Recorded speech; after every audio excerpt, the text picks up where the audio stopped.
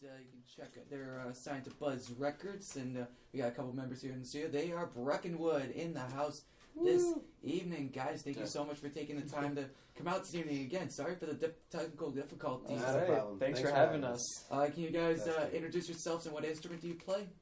My name is Will, and I'm the bass player. And I'm Garrett, and I sing and play guitar. All right, guys, thanks so much for taking the time out. Who are the other two members that are in Breckenwood who are not with us this evening? We got Cameron, the drummer. He's working tonight, and so is Nick, our lead guitarist. All right, then. How did Breckenwood start? Take us back to the beginning of how the band got together. It was a long time ago. Actually, we were the first two members of this lineup now. We were. But Breckenwood started, it was an older band.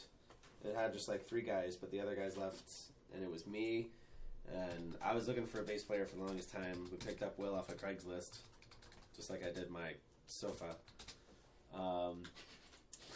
But then we ended up getting a gig in New York City, and we needed a drummer, so I actually contacted Cameron because he and I were in different bands, but we played shows together before, and he had just actually broken up with his band, so we pulled him in. We played that show, and then... He never quit going. Yeah, he was only meant to cover the show, and after that, it lasted for a while. It's still going. Then we decided we wanted to grow a little bit more. We added Nick as our lead guitarist, because Nick was in a band with Will called C is for Cookie. You can still check them out on Facebook. They're pretty cool. They're not. They're not that cool. It's pretty bad. I'm embarrassed of those recordings.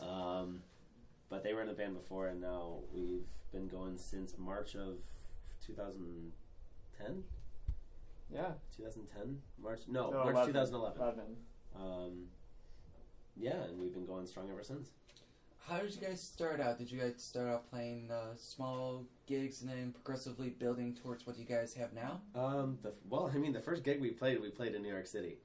So after that, we played shows at like Extreme Wheels. We played Club Diablo. We played the Trough a couple times. We played the Trough a couple times. That was fun.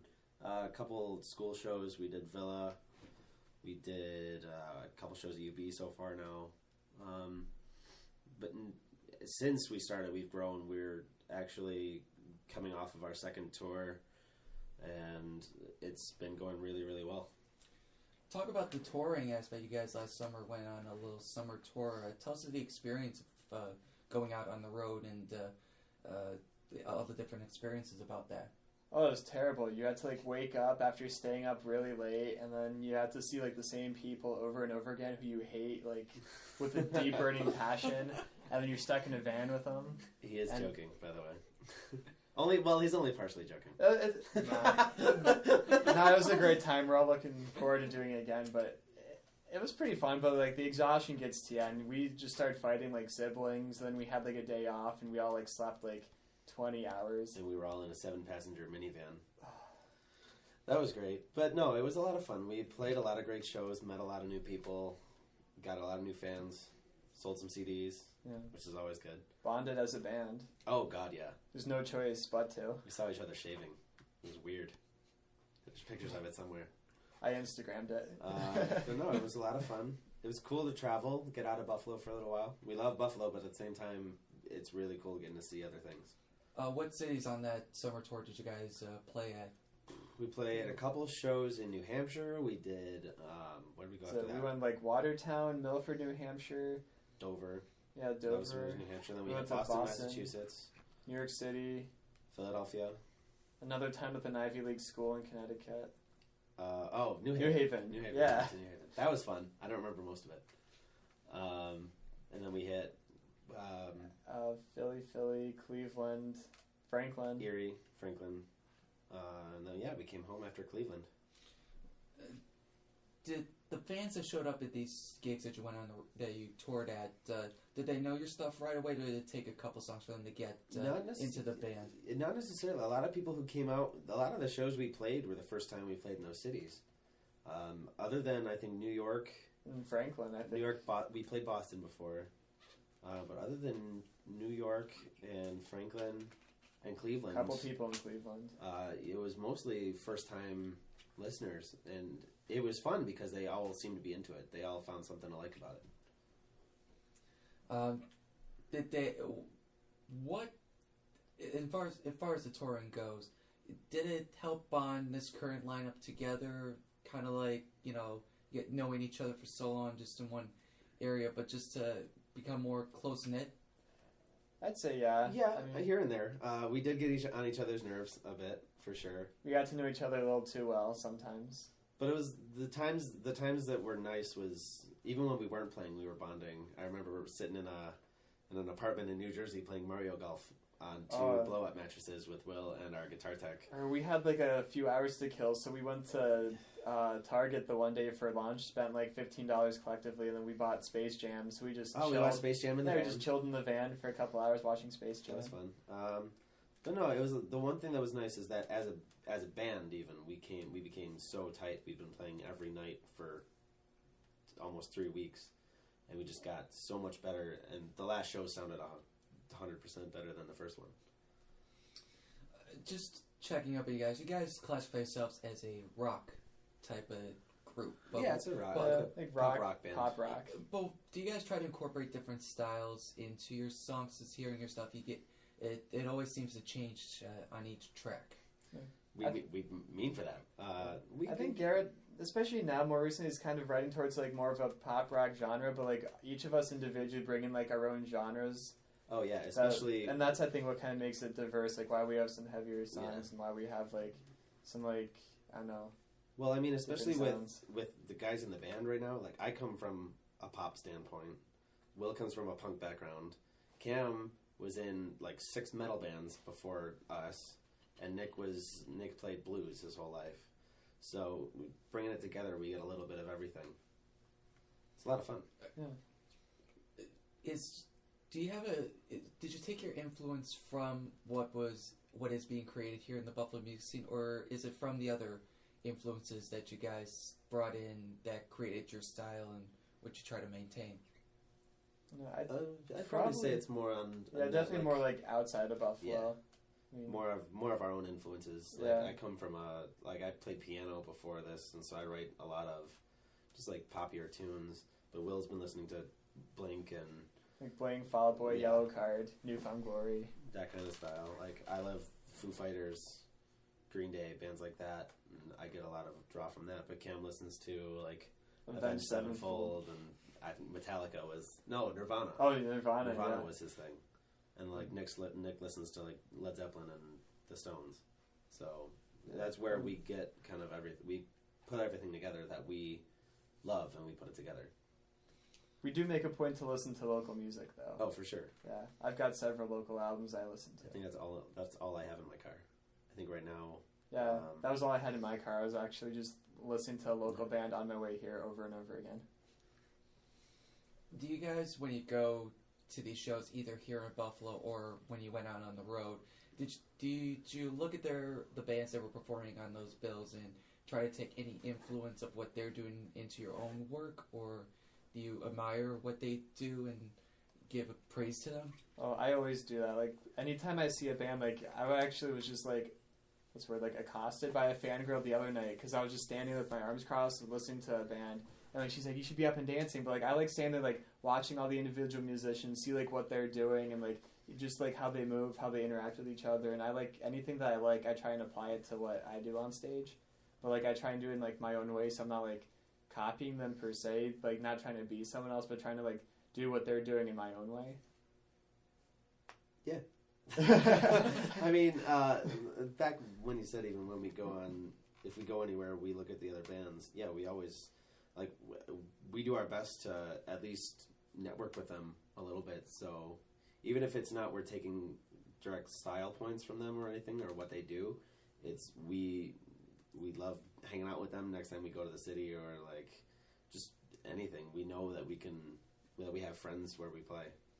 What is the importance of networking with bands when you go out of state? What's the importance of that? It's everything, because with us going out of state, like if we go down Georgia, let's say, we've never played there before. For us to find bands down there that we like and like us back, and they can bring a local following while we don't have that luxury. So it's really up to them to help us get new listeners, and that's why it's really important. And we do the same for them when they come to Buffalo. You guys recently released a music video for your single "Come Full," and different type of music video I was seeing. It's not the typical go somewhere and shoot on location or shoot at a abandoned warehouse somewhere. It was all animation. What was the thought process behind that? It was actually really cool. A classmate of mine from Villa Maria College, Sean Bodkin, had this idea, and he needed an internship class. So he approached our record label and asked if he could make a music video for us, and that would count as his internship. He would be interning for Buzz Records. So when he brought the idea up to us, he thought of the song, he figured out his own way to do it. All we had to do was we re-recorded the song just for him, and it ended up working perfectly. Like, his whole process was amazing. Did you guys have any input on how the video should be done, or did you just leave it all up to Sean to put together? It was mostly up to him. Yeah, we gave him a lot of freedom. Yeah, he kind of drew the characters out, and we changed a couple things. Like, we made sure Garrett had red pants, and Will had a white shirt and white pants. I think they're green pants. Are they? In the video. I think your base is green. Oh, maybe it was. I don't know. There's a lot of colors. But yeah. It's a great video. If you haven't seen it, it's up on the Breckenwood website, too, breckenwoodmusic.com, if you want to check that out. We're going to play Common Full right now here on the record store to kick off the local block portion of our show. This is Breckenwood, Common Full, here on the record store. We're back in with Breckenwood here, and woo! And guys, Go Sabres. Buffalo Sports is bringing us down. Well, the Bills are giving me an upper, but the Sabres is just depressing. Well, going into that, do you guys have other interests outside of music that you guys enjoy doing or watching or taking part in? It used to be hockey. I don't know. I mean, music's kind of the thing. Yeah, this is pretty much it. Like, when I'm not in class or working, I blow off schoolwork to do Breckenwood work. Yeah, that's really much it. I mean, a lot of the past couple weeks for me, I've been recovering from knee surgery, so a lot of it's been writing new stuff and trying to record some demos here and there. But yeah, mostly it's between my life, it's work and music, essentially. Sometimes they're the same thing.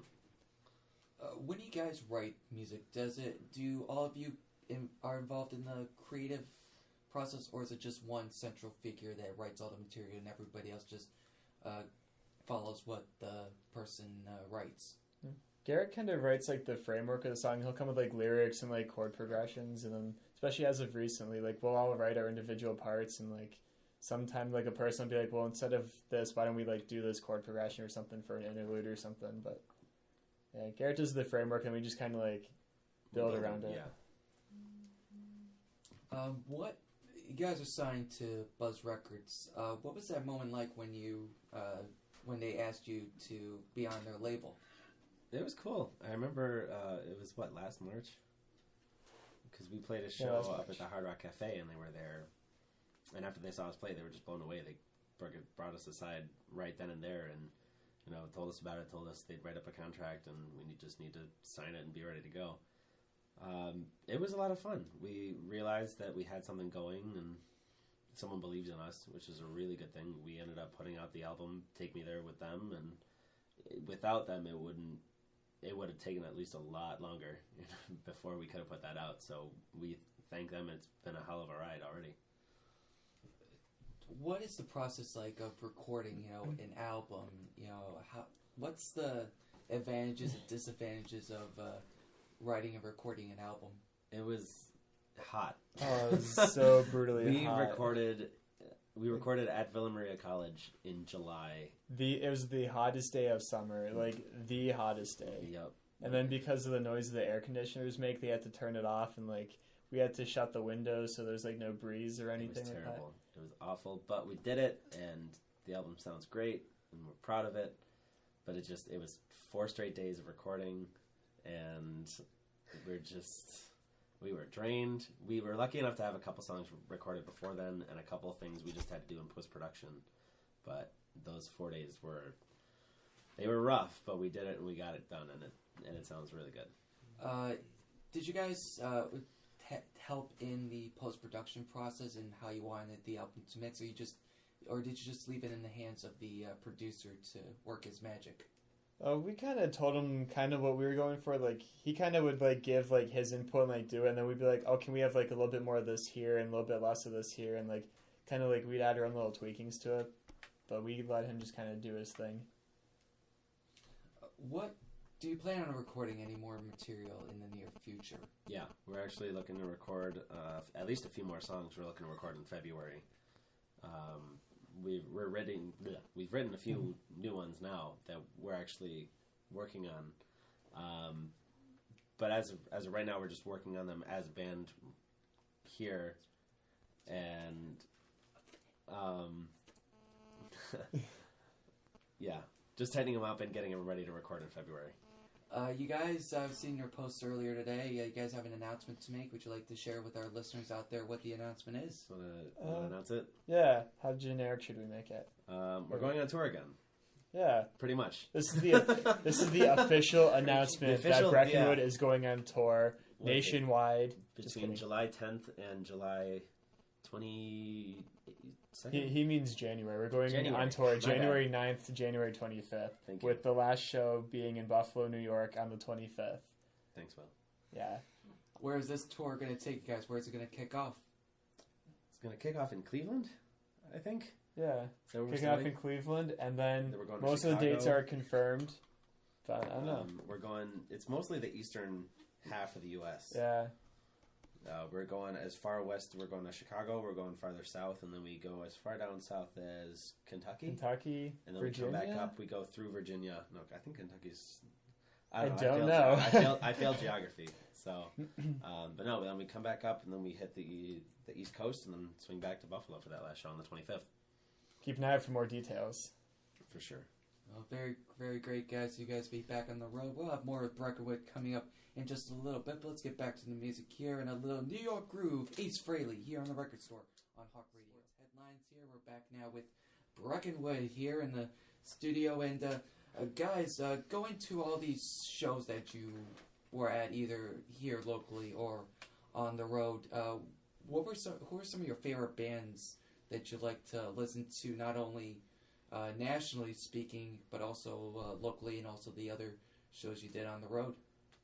I can probably say Born Cages is one we played with. We actually played with here in Buffalo. They're a band from Brooklyn. Great band. Fantastic indie band. Great dudes. Fun partiers. We hung out with them. Only the rhythm section. KK Menorah. And then Hard Soul. Yeah, Hard Soul. We met those guys and girl in Philly, and then they came, and then I went over to party with them when they played Buffalo the day we got back, actually. So like I went to sleep for a couple hours because we got back at 7 in the morning, and then I went to a show. And then the only other band that really stands out to me is Call My Name. Oh god. Yeah, awesome guys from New Hampshire. Check them out. They just put out an EP a couple months ago now, and they house us for Shut Up. Suit Up or Shut Up. Classy guys. They wear vests all the time and have pretty epic beards. Not gonna lie. Yeah, no, we're definitely lacking in the beard. Yeah, category. Like they beat us in beards. I'm gonna shut up because I have a beard. Do you guys have any superstitions or routines that you guys follow when you perform? No, I think I have to break a string. Yeah, that's not superstition. It's just like inept ability. Ritual-wise, red pants. That's a thing. Yeah, pretty much just the way we dress. I know. No, red pants. Will wears his white pants and sometimes I go. Usually. Yeah, I'll wear like a black shirt, hoodie. I stretch before most shows. Yeah, stretching. Just like a light leg stretch. I run around. That's always fun. But yeah, red pants is a big thing. Just because anybody who shows up to a show in red pants gets free stuff. So, I mean, if you're coming to our show on Wednesday... You've got 2 days to buy red pants. You get free gear. Speaking of the show you guys have coming up this upcoming Wednesday, what's the show, and who else is on the bill, and where will it be at, and how can people get a hold of tickets for that? If you want tickets, let us know. Let us know via Facebook or Twitter or Instagram, whatever. You can... basically, it's a show with Rookie of the Year and City Under Siege at the Forum Wednesday night. Doors open at 6. Yep. It's $10 ticket in advance. It's like 12 or 13 at the door. So it's way easier to get them from us. If you guys want to, just let us know. On Facebook's probably easiest. Why not? Just like us, facebook.com/Breckenwood Music. You can actually go to the website too, and you can like the page right from there. It's just breckenwoodmusic.com.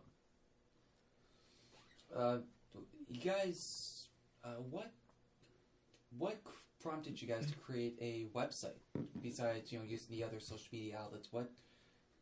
What was the motivation behind doing a website? One of our fans actually asked us if we had a professional website, and then we said no, we only have like the Facebook and everything, because we never really thought about making one before, because we didn't really have the money. We'd rather put the money towards touring and food. Yeah, but so we didn't really have one, and then that I know we kind of thought about it and realized for like $100 we could make one, and then our guitar tech is like a god among men and like just made it for us in like a week, and it looks pretty good.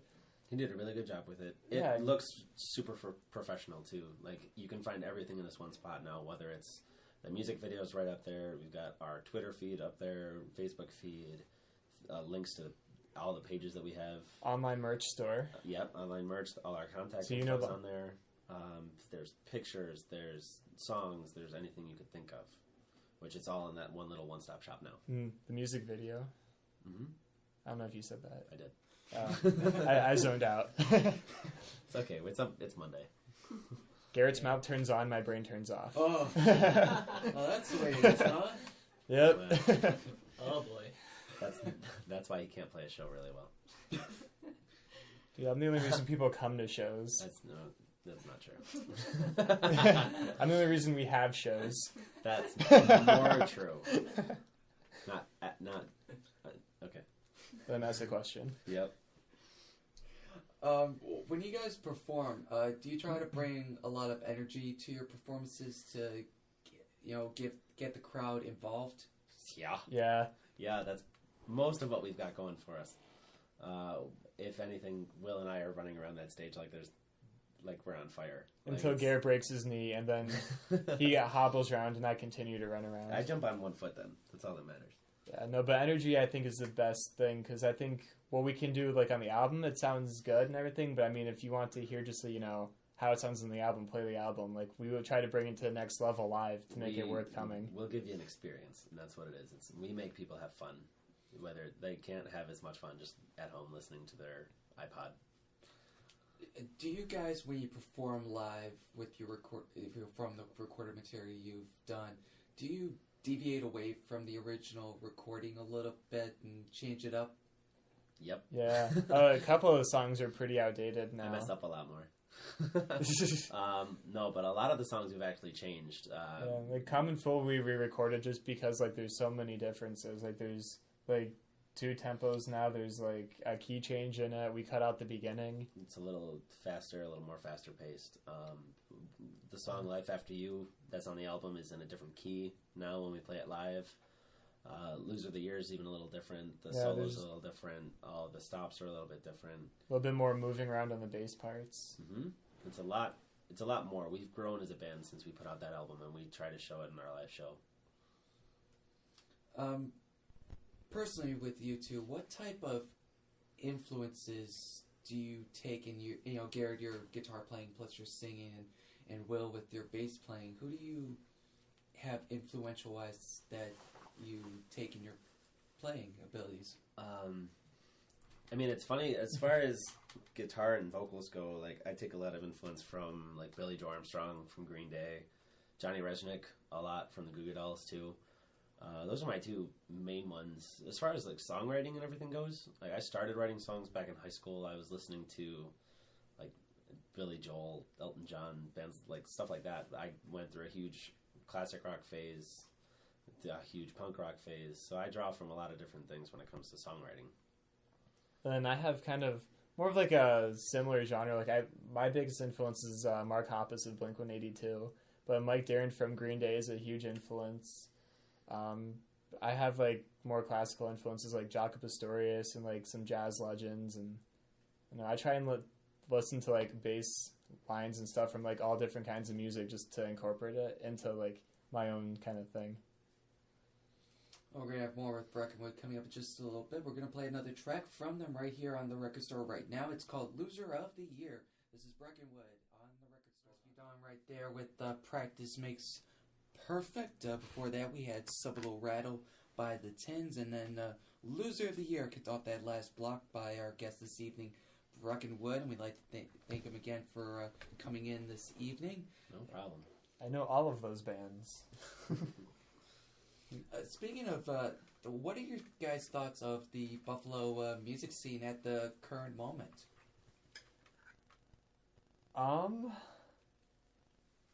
Well, there's a scene in Buffalo. They play music. Yeah. Good to know. It's good. I mean, it's been very diverse. It's been rough too with all the venue closings the past couple of years, but it's definitely on the rebound now because I know was it Ironworks or something like that just opened up. That's a new music venue. It just opened up like a week or two ago right outside the First Niagara Center. And then they just opened up another one somewhere. I can't remember what it's called off the top of my head. So it's venue-wise is definitely rebounding. Band-wise, everything I see is like bands breaking up right now. But I think it's maybe other bands stealing other bands' members, hopefully. But I don't know. It's weird because we find that for us playing a show as a pop rock band, a lot of bands get melded together in areas we never thought we would be in. Like, I remember we played Dirtfest. Yeah. We were the pop rock band in a sea of metal. And it was cool because, like, everybody still loved it and it was great. But then, like, we'll go play a show and we'll be playing with pop punk bands. We'll be playing with indie blues bands. We'll be playing with everybody. And it's really cool to see how many different bands and different styles that there are. At the same time, it's hard to find a good show to play on, which is nice because, like, we try to put our own shows together, and that's what's more fun for us is that we play with the bands that we know and that we sound good with. But if we're playing a show with, like, After Dark Entertainment, something like that, that's what's harder. We get a lot more, like, it's not necessarily a worse show because we get people that we're playing for the first time again, kind of like I said earlier, which is nice for us. If you have your choice, what band or solo artist would you want to cover your recorded material? Cover it? Maroon 5, maybe? That's a good one. I figure they're probably like one of the bigger... Foo Fighters would be cool, too. Or Green Day.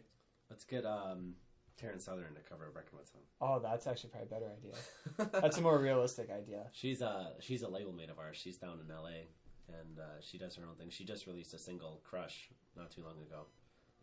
She hosted Shark Week. She did. She was on Shark Week. She was on the red carpet for something maybe a week or two ago. But as far as covering one of our songs, anybody. Like, I'd be fine if, like, someone picks up a guitar and sings a song on YouTube. That's totally cool. Awesome, I would be amazed. Like, it would just be really cool to see it. And I would, if anybody does it, I'm going to tell you right now, if anybody covers a Breckenwood song and lets us know, I will gladly go see it and let you know exactly what I think of it. Even if you're awful. Because I will tell you if you're awful. I'm sorry. No, but that would be it would be cool to me. I would love to see that. If there was one national act that is touring today that you would like to open for, who would that be? Probably Green Day. Yeah, Green Day would be cool. I was going to say Goo Goo Dolls.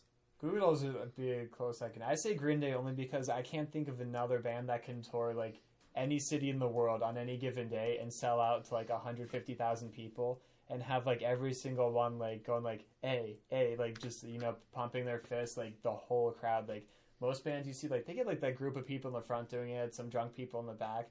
I mean, you watch Green Day's videos, it's everybody. It's amazing. That'd be a lot of fun. I can't even imagine. What do you guys consider as, like, your best show that you've ever done? Oh boy, that's a tough one. Yeah, it's a tough one. Opening for Sum 41, for sure. I would probably put that as the top of my list because we played for probably almost 500 people. Everybody loved it.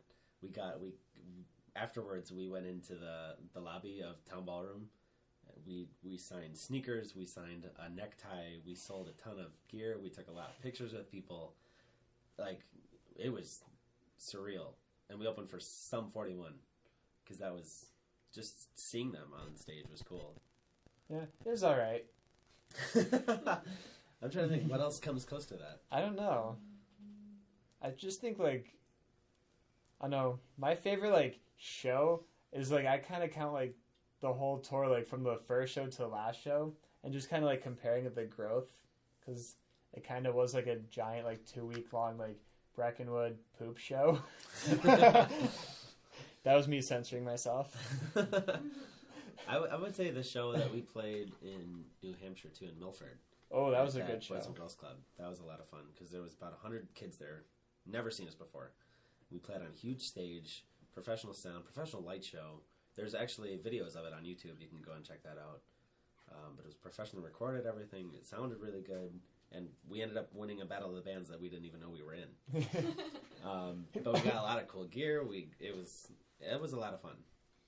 Have you guys won any accolades, either as a band or as individually, for your work that you've done in the Buffalo music area? Yeah, actually, just recently, for the Western New York Music Awards, Take Me There, our album ended up winning Album of the Year's staff pick from All Western New York Radio. So we thank Greg Burton and everybody over at All Western New York Radio for that. It's an honor. As far as other awards,